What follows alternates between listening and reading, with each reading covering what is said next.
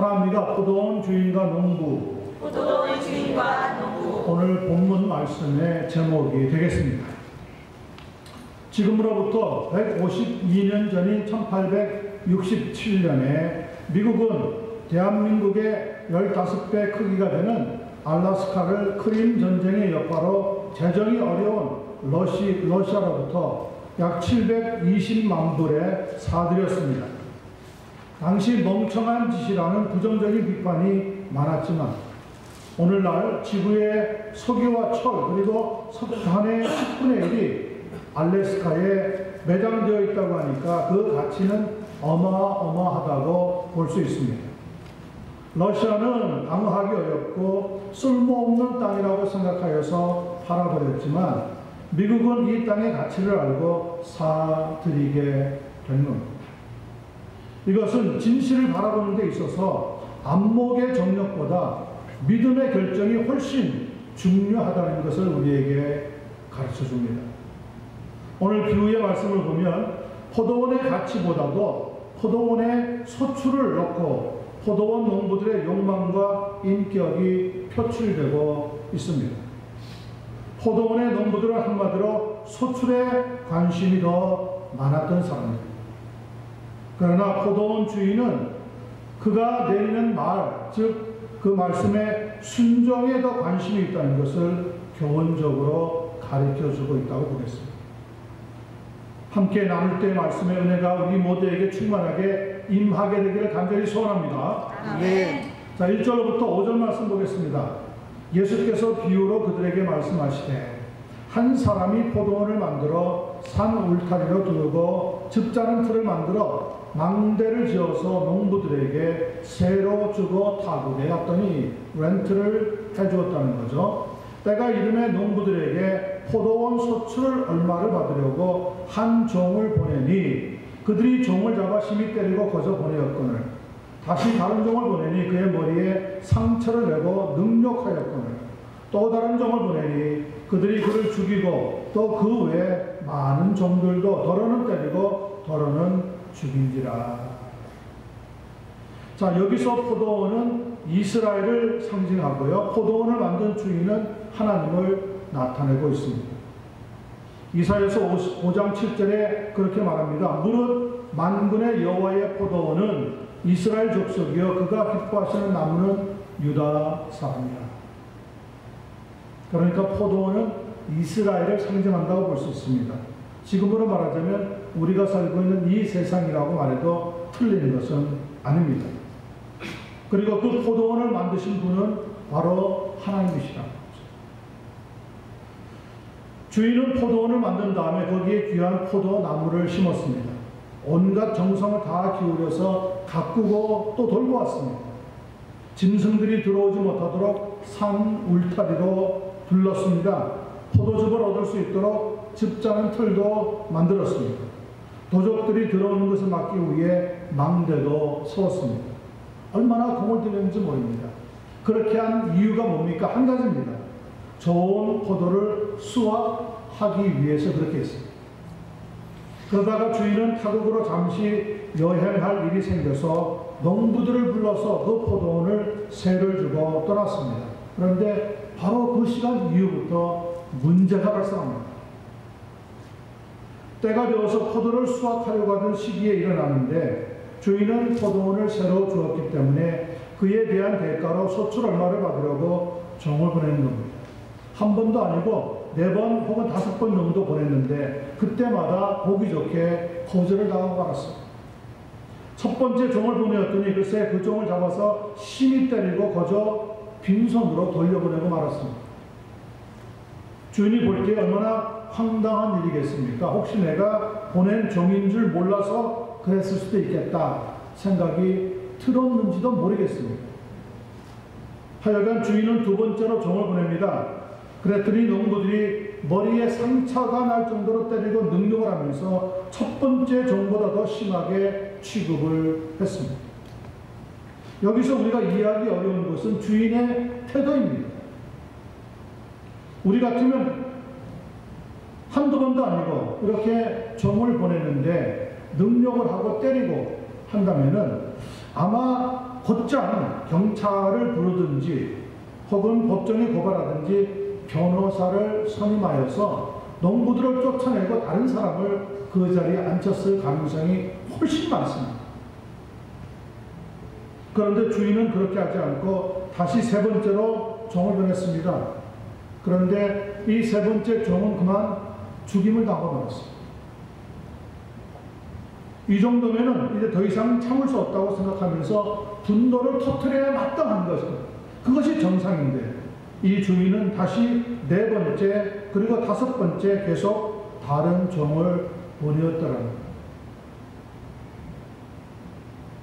그 중에 어떤 종들은 때리고 어떤 종들은 죽임을 당하면서 완전히 주인이 요구하는 것이 허위로 돌아가고 말았습니다.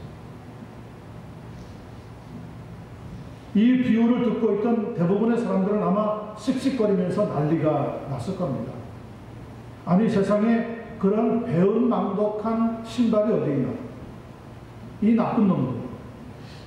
그런 놈들은 불러다가 책망을 하고 허되게 때리고 아예 감옥에 쳐 넣어버려야 마땅할 겁니다. 그렇게 생각들을 했을지도 모릅니다. 자, 중요한 것은 예수님께서 이 비유의 말씀을 통하여서 우리에게 도대체 무엇을 가르쳐 주시기 위해서 말씀을 하고 있느냐는 거예요. 저는 예수님이 말씀하려고 하는 것은 하나님의 자비하심 그리고 거기에 반하는 인간의 악함을 말씀하고 있다고 생각합니다. 말씀드린 것처럼 포도원의 주인은 하나님입니다. 그리고 포도원은 이스라엘이었습니다. 농부는 사람이고요. 종들은 주의 사역자들을 각각 나타냅니다.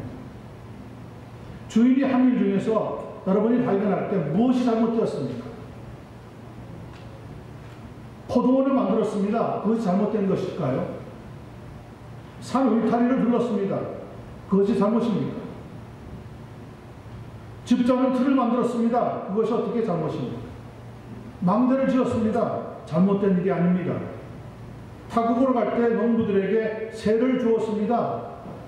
아주 저렴한 가격으로 세를 주었습니다. 그것이 잘못이 될 수가 없습니다. 이제 추수 때가 되어서 농부들에게 포도원의 소출 얼마를 받기 위해서 종들을 보냈습니다. 그것은 당연한 일입니다. 잘못된 일이 아니었습니다. 주인이 한 것은 선한 일밖에 없습니다. 거기에 비해서 농부들이 한 일을 보면 농부들은 정반대의 일을 저지릅니다. 첫 번째 종을 보내었더니 그 종을 잡아서 심히 때리고 거저 돌려보냈습니다. 두 번째 종을 보내었더니 이번엔 그의 종의 머리가 상처를 날 정도로 때리고 능욕해서 빈손으로 돌려보냈습니다. 말이 안 되는 거죠. 세 번째 종을 보내었더니 이 종을 아예 잡아가지고 소리 소문 없이 죽여버리고 말았습니다. 예수님 당시의 로마 사회는 명예를 최고의 가치로 여기는 그러한 문화였습니다. 한 사람의 명예가 무시를 당하면 그것을 수치로 여겨서 종종 검을 들고 싸우는 일이 있었다고 합니다. 그리고 검을 들고 싸우다가 지면 차라리 죽는 것을 택하는 일이 비일비재했던 사회였습니다. 그러니 종들에게 대한 농부들의 이러한 행위는 주인의 명예를 깡그리 무시하는 행위에 해당하는 것이었습니다. 그러므로 주인은 이들에게 보복을 한다 해도 누구 하나 탓할 사람이 없는 그러한 입장에 놓이게 되었더라는 겁니다. 우리가 살고 있는 이 미국에 해외 선교 연구센터가 있는데 그들의 보고에 따르면 2015년도 현재 세계 인구는 약 73억 명에 달한다고 합니다. 그 중에 복음적인 기독교인이 12억 4천만 명, 천주교도는 빼고요. 개신교도들이 12억 4천만 명으로서 17%밖에 안 된다고 합니다. 그러니 나머지 비기독교인은 약 83%가 되는 셈입니다. 10명 중에 1명 반 정도가 복음적인 크리스천들이고 다른 분들은 다 아직 하나님을 믿지 않고 거절하고 부인하고 있는 사회가 우리가 아직도 살고 있는 이 세대라는 거죠. 지금도 이 세상에서 하나님은 무시를 당하고 있습니다.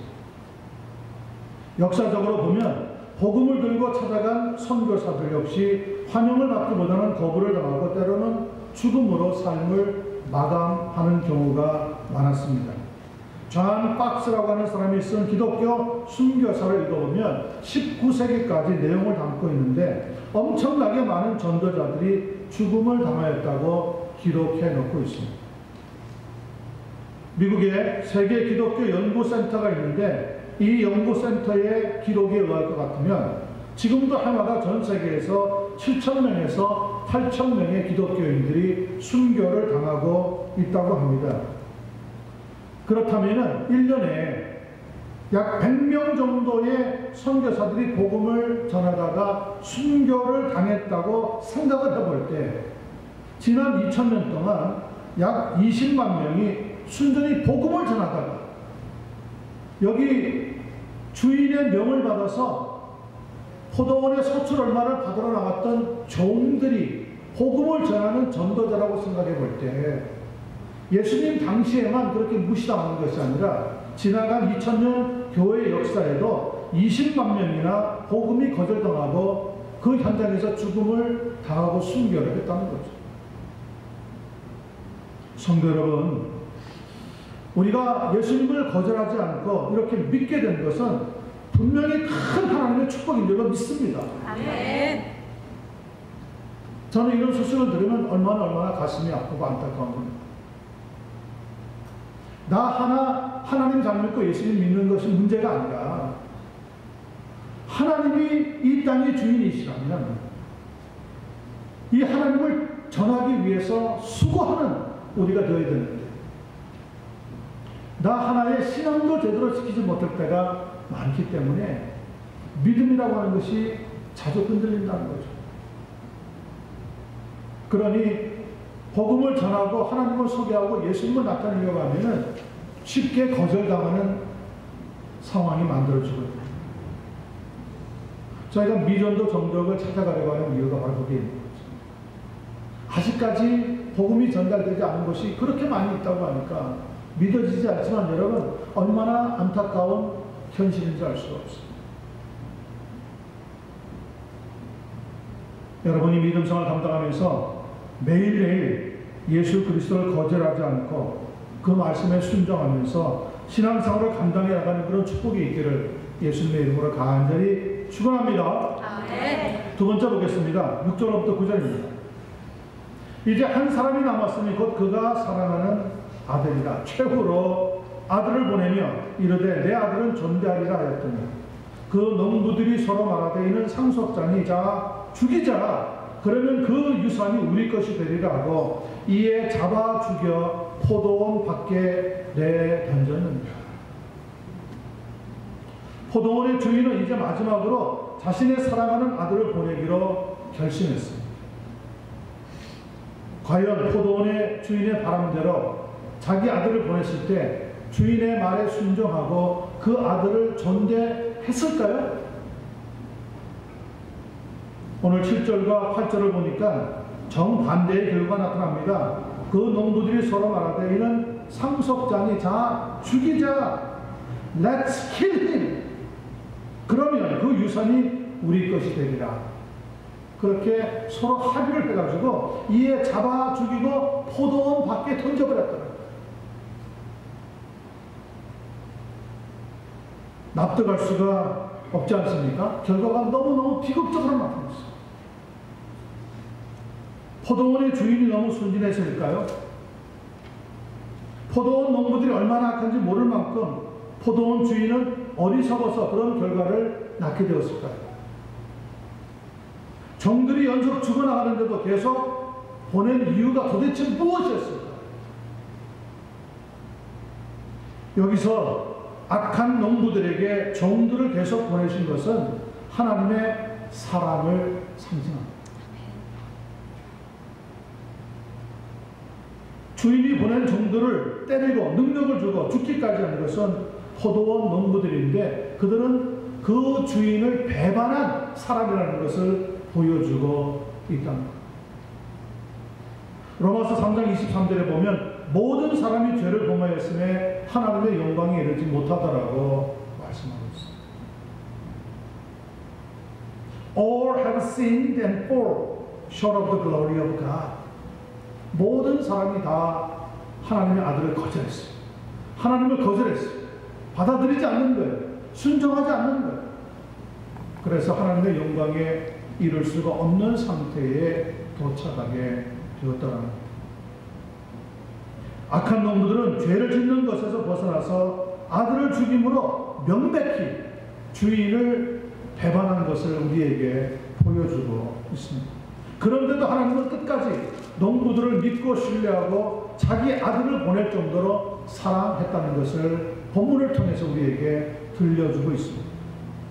그렇지만 농부들은 끝까지 반항하고 끝까지 거부하고 아들을 죽일 정도로 주인에게 불순종했습니다. 하나님의 사랑과 인간의 배반이 대조적으로 나타나고 있는 것이 바로 이 두 번째 문단에 나오고 있는 특색입니다. 최후로 보낸 아들, 즉 주인의 사랑하는 아들은 메시아로 오신 예수 그리스도를 상징합니다. 여기에 대해서 요한일서 4장 9절과 10절은 이렇게 우리에게 설명해 주고 있습니다. 하나님의 사랑이 우리에게 이렇게 나타난 바 되었으니 하나님이 자기의 독생자를 세상에 보내심은 그로 말미암아 우리를 살리려 하심이라. 사랑은 여기 있으니 우리가 하나님을 사랑하는 것이 아니요 하나님이 우리를 사랑하사 우리 죄를 속하기 위하여 화목 제물로 그 아들을 보내셨습니다. 주인은 어리석은 사람이 아니었습니다. 순진한 분도 아니었습니다. 아무것도 모를 정도로 무지하지도 않았습니다. 단 한 가지 이유. 그것은 아들을 통하여 악한 농부들에게 화목할 수 있도록 기회를 주고자 하는 사랑의 마음을 나타내 보였답니다.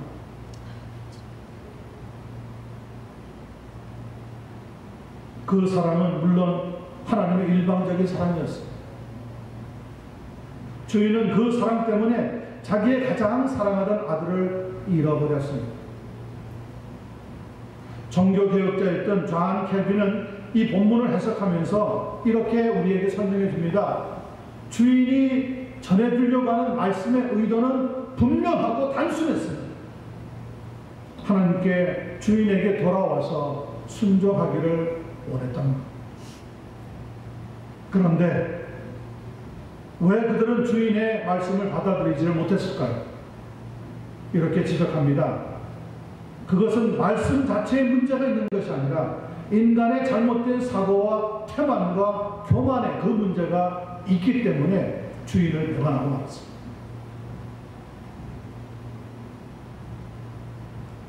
주인이 소출을 얼마를 내게 돌려달라고 말하는 것이 그 말씀의 문제가 아니라 농부들의 마음속에는 소출을 주지 않냐고 자기네들이 다 갖고자 하는 욕심, 그리고 자기네들의 태만, 그리고 불순종, 그것이 실제적인 문제로 작용을 했다는 거죠. 그래서 하나님을 배반했습니다. 여러분, 십자가는 하나님이 배반을 당한 장소입니다. 사랑하는 하나님의 아들이 죽임을 당한 장소이기도 합니다. 그런데 하나님은 그 배반도 받아들였습니다. 왜 그렇게 했습니까? 여전히 배반하는 농부들이지만, 배반한 우리 인간이지만 하나님이 사랑하시기 때문에.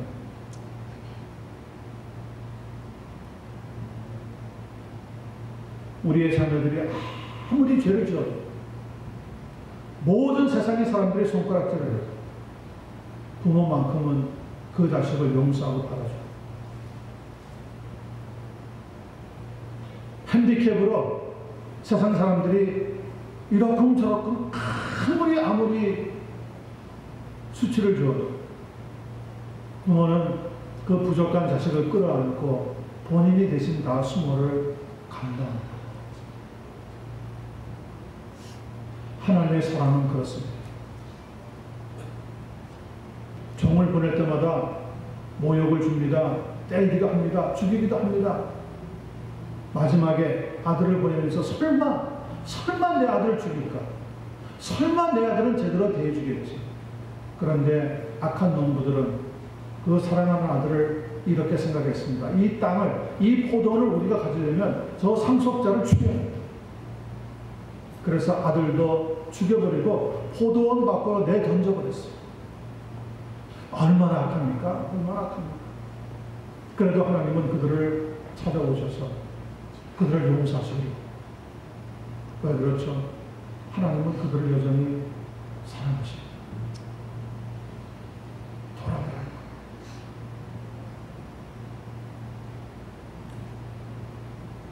십자가는 역설적이지만 하나님의 사랑이 무시당했지만 하나님은 그 무시당한 사랑을 생명의 역사로 바꾸어 주신 것입니다. 에베소서 2장 16절 말씀입니다. 또 십자가로 이 둘을 한 몸으로 하나님과 화목하게 하려 하시니라. 원수된 것을 십자가로 소멸하셨습니다. 십자가는 하나님의 아들이 죽으신 것이지만 이 십자가를 통하여서 하나님은 자신의 사랑을 우리에게 분명하게 나타내 보이셨다. 그런데 오늘 본문 말씀 9절에 반전의 말씀이 기록되어 있습니다. 포도원 주인이 어떻게 하겠느냐? What then will the owner of the vineyard do? 와서 그 농부들을 진멸하고 포도원을 다른 사람에게 주리라. He will come and kill those tenants and give the vineyard to others. 이것이 오늘 본문의 반전의 역사입니다. 이걸 가리켜서 우리는 경고의 말씀이라고 부릅니다. 그 경고는 하나님께서 참고 또 참고 또 참으시지만 영원토록 참으시는 것이 아니라고 하는 의미를 우리에게 들려줍니다. 하나님의 인내에는 제한이 있다는 거예요. 중요한 것은 그런데 하나님께서 경고하실 때 조심해서 듣고 돌이켜야 한다는 거죠. 지난 8월 중순에 우리는 8월 15일 광복절을 맞이했습니다. 일본은 그날이 패전일입니다. 세계 2차 대전의 막바지였던 1945년 4월 말에 독일의 히틀러가 자살하면서 유럽에서는 전쟁이 끝나고 평화가 찾아왔습니다. 하지만 아시아권에서는 일본은 태평양 전선에서 여전히 버티고 있었습니다. 미국은 바라가는 일제에 수차례에 걸쳐 경고를 보냈습니다. 1945년 8월 3일까지 항복하지 않으면 심각한 후회를 할 일이 생길 겁니다. 잘 생각하십시오. 히로시마와 나가사키에 살고 있는 시민 여러분, 8월 3일 이전에 살고 있는 것을 떠나 다른 곳으로 피신하시기 바랍니다. 미국은 수차례 경고의 메시지를 보냈습니다. 그러나 8월 3일이 되었는데도 일본은 항복하기는커녕 끝까지 싸울 것을 또 다짐하고 다짐했다고 합니다. 그래서 미국은 8월 6일과 8월 8일에 히로시마와 나가사키에 원자폭탄을 각각 투여하고 말았습니다. 투여하자마자 그 결과 히로시마에서 하루 만에 10만 명이 죽었습니다. 나가사키에서는 7만 4,800명이 하루 만에 죽어나갔습니다. 일제는 경악하고 말았습니다. 그리고는 일주일이 채 안 되어서 무조건 항복하겠다고 두 손을 들고 말았습니다. 경고는 그저 조심하라고 하는 정도가 아닙니다. 엄청난 피해가 있으니 돌아서라고 하는 강력한 주의보입니다. 지금도 하나님께서는 우리에게 경고의 사인을 계속해서 보내고 있습니다. 어떤 얘기는 건강의 이상이라고 하는 사인을 보냅니다. 어떤 얘기는 물질의 이상이라고 하는 사인을 보냅니다. 가정의 이상이라고 하는 사인을 보냅니다. 환경의 이상, 기후의 이상 등 온 세계적으로 지금 하나님은 계속해서 우리 인류들에게 그리고 우리 각자 개인에게 하나님의 경고의 사인을 보내고 있습니다. 그런데 대부분의 경우 받아들이지 않습니다. 무시합니다. 지금껏 살아왔는데 무슨 문제가 있겠느냐고 항의하는 사람들이 대부분입니다. 여러분, 빨리 깨닫고 하나님께 돌아와야지만 살 수 있다는 것을 아시기 바랍니다. 혹시 인생의 경고의 사인을 받은 사람이 있습니까? 빨리 하나님께로 돌아오시기 바랍니다. 고집으로 버티다가 결국 무너지고 나서야 하나님을 찾을 때는 너무 늦습니다.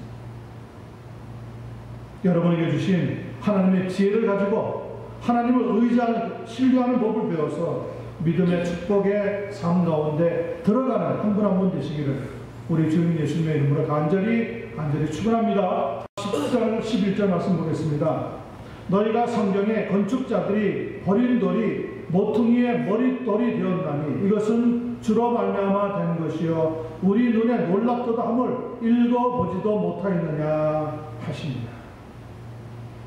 자, 이 마지막 부분은 예수님께서 포도원 주인과 농부의 비유의 말씀을 마치시면서 시편 118편 22절과 23절에 자기에게 관한 예언된 말씀을 인용해서 알려주고 있는 내용입니다. 여기서 건축자들이 버린 돌이라든지 모퉁이의 머릿돌은 예수 그리스도를 가리킵니다. 똑같은 말씀을 기록하고 있는 마태복음 21장 43절을 보면 본문 11절 뒤에 이런 말씀으로 이어지고 있습니다. 그러므로 내가 너희에게 이르노니 하나님의 나라를 너희는 빼앗기고 그 나라에 열매 맺는 백성이 받으리라. 그러니까 이스라엘 백성들이 환영하지도 영접하지도 않았던 주인의 사랑하는 그 아들은 마치 건축자들의 버린 돌과 같이 죽임을 당했지만 말씀 아까 나누었죠? 죽이고 포도원 밖으로 내던지고 말았다 그랬어요. 죽임을 당하고 말았지만 죽음 후의 부활을 통하여서 오히려 모퉁이의 머릿돌이 되므로 이스라엘 백성들은 하나님의 나라를 빼앗기고 예수 그리스도를 영접하고 믿는 공동체인 교회가 세워질 것을 우리에게 말씀하고 있다는 거예요. 여기에 열매 맺는 백성이라고 하는 것은 믿음으로 예수 그리스도를 영접하고 믿음으로 예수 그리스도를 신뢰하면서 나아가게 되는 신약 백성들을 가리키고 있다는 겁니다. 그렇습니다. 구약시대의 성전이 이스라엘이라고 하는 민족의 공동체였다면 신약시대의 교회는 민족을 뛰어넘어서 예수 그리스도를 고백하는 믿음의 공동체라는 것을 알아야 합니다. 결코 이스라엘과 교회가 각각 다른 두 개의 조직체라고 하는 말이 아닙니다. 민족으로 제한되었던 구약의 공동체가 신약에서는 믿음으로 고백하는 공동체로 전격적인 변화가 일어나게 되었다는 것을 마지막 본문 10절과 11절 말씀이 우리에게 알려주고 있는 내용들입니다. 그렇게 되는 배경에는 구약의 복음서라고 알려져 있는 이사야서 5장의 말씀을 보면 알 수가 있습니다. 1절로부터 6절에 이런 말씀이 기록되어 있습니다. 나는 내가 사랑하는 자를 위하여 노래하되 내가 사랑하는 자의 포도원을 노래하리라. 오늘 우리가 기하고 있는 본문의 말씀과 거의 흡사한 내용이 들어있습니다. 내가 사랑하는 자에게 포도원이 있으며 심히 기름진 산으로다. 땅을 파서 돌을 지하고 극상품 포도나무를 심었도다. 그 중에 망대를 세웠고 또 그 안에 술틀을 팠도다. 좋은 포도 맺기를 바랐더니 그러나 들포도를 맺었다. 예루살렘 주민과 유다 사람들아 구하노니 이제 나와 내 포도원 사이에서 사리를 판단하라. 내가 내 포도원을 위하여 행한 것 외에 무엇을 더할 것이 있으랴. 내가 좋은 포도 맺기를 기다렸거늘 들포도를 맺으면 어찌 되는고. 이제 내가 내 포도원에 어떻게 행할지를 너희에게 이르리라. 내가 그 울타리를 걷어 먹힘을 당하게 하며 그 담을 헐어 짓밟히게 할 것이고 내가 그것을 황폐하게 하리니 다시는 가지를 자름이나 북을 돋우지 못하게 찔레와 가시가 날 것이며 내가 또 구름에게 명하여 그 위에 비를 내리지 못하게 하리라. 보세요. 포도원에서 좋은 포도 맺기를 주인은 바랐다고 했어요. 그런데 결과는 좋은 포도가 아니라 들포도를 맺었다는 거예요. 그러므로 들포도를 맺는 포도원의 담을 헐어버리고 그 땅은 황폐하게 만들어서 다시는 포도나무가 자라지 못하게 하고 대신에 찔레와 가시가 나도록 황폐하게 만들어버리고 구름이 오물지 못해서 그 황폐한 땅이 더 황폐한 땅이 되어버리는 그런 결과가 나타나게 될 것이라고 말씀해 줍니다. 우리가 얼핏 생각하기에는 아브라함의 자손이라고 자랑하던 유대인들이 하나님의 나라를 이어받았을 것 같은데 실제적으로 성경은 그들은 그렇게 하지 못하고 빼앗겼다고 말씀하고 있습니다. 그 이유가 무엇입니까? 로마서 9장 31절과 32절은 이렇게 우리에게 대답을 해주고 있습니다. 의의 법을 따라간 이스라엘은 율법에 이르지 못하였나니 어찌 그리하냐? 이는 그들이 믿음을 의지하지 않고 행위를 의지함이라. 그래서 부딪힐 돌에 부딪혔느니라. 자기네들이 하나님의 자손이라고 하나님의 자녀들이라고 대단한 자부심을 가지고 있던 유대인들은 결국 하나님의 나라를 이어받지 못하고 실패했다는 겁니다. 이유가 무엇이라고요? 그것은 믿음을 의지하지 않냐고 행위를 의지했기 때문에 부딪히는 돌에 부딪혀서 넘어지고 말았다는 거예요. 그러나 의를 쫓지 아니했지만 이방인들은 보배롭고 사함돌이신 예수 그리스도를 신뢰하고 영접함으로 오히려 하나님의 나라를 받았으니까 이것은 믿음을 쫓아간 결과라고 성경이 말씀하고 있는 거예요. 여러분, 행위가 중요하지 않다는 게 아닙니다. 그런데 하나님의 나라를 이어받는 데 있어서 내 선함으로 내 의로 나의 어떤 행동을 통하여서 이루어지는 것이 아니라 우리에게 요구되는 것은 믿음으로 순종하는 것이 요구된다는 거죠. 주인은 결국 큰 거 원하지 않았습니다. 포도원의 소출 얼마를 내게 돌려달라. 그러면 그 말을 듣고 순종해서 소출 얼마를 드렸으면 문제가 없는 상황입니다. 그런데 농부들은 악한 사람들이었습니다. 소출 얼마를 줄 생각을 하지 않는 거예요. 다 달라고 해도 줬어야 돼요. 그런데 얼마를 달라고 그러는데 그 말에 순종하지 않습니다. 그리고 보내는 종들마다 족족 죽이고 때리고 머리에 상처를 입히고 주인의 명예에 수치를 띄얹는 그런 행동으로 끝나고 말았다. 말씀을 정리합니다. 자, 오늘 중요한 것은 무엇입니까? 하나님을 경외하는 것이 지혜의 근본인 것을 믿게 되기를 바랍니다. 말씀을 믿고 순종하는 것이 하나님과 사람들 앞에서 귀중히 여김을 받게 된다는 것을 깨닫게 되기를 바랍니다. 먼저 하나님의 나라를 구하는 것이 축복이라고 하는 사실을 믿어지게 되기를 바랍니다. 그러나 만약에 우리가 말씀을 떠나든지 말씀에 불순종하면 축복을 차버리는 결과를 가져오게 된다는 것도 알아야 합니다. 요한복음 15장을 보면 예수님께서 나는 참 포도나무여 내 아버지는 농부라고 말씀하시면서 이런 교훈을 주고 있습니다. 15장 6절입니다. 사람이 내 안에 거하지 아니하면 가지처럼 밖에 버려져 마르나니 사람들이 그것을 모아다가 불에 던져 사르느니라. 성도 여러분, 예수 그리스도의 마음을 갖는 한 분 한 분 되기를 부탁드립니다. 아멘. 그리고 하나님의 은혜를 사모하고 또 사모하는, 하나님의 말씀에 순종하고 또 순종하는 충성스러운 종들이 되셔서 하나님의 나라에 들어가는 것만이 아니라 우리 자녀들에게도 하나님의 백성이 될 수 있는 믿음의 축복을 남겨주기는 우리 모두가 되어지기만을 예수님의 이름으로 간절히 축원합니다. 아멘. 기도하겠습니다. 하나님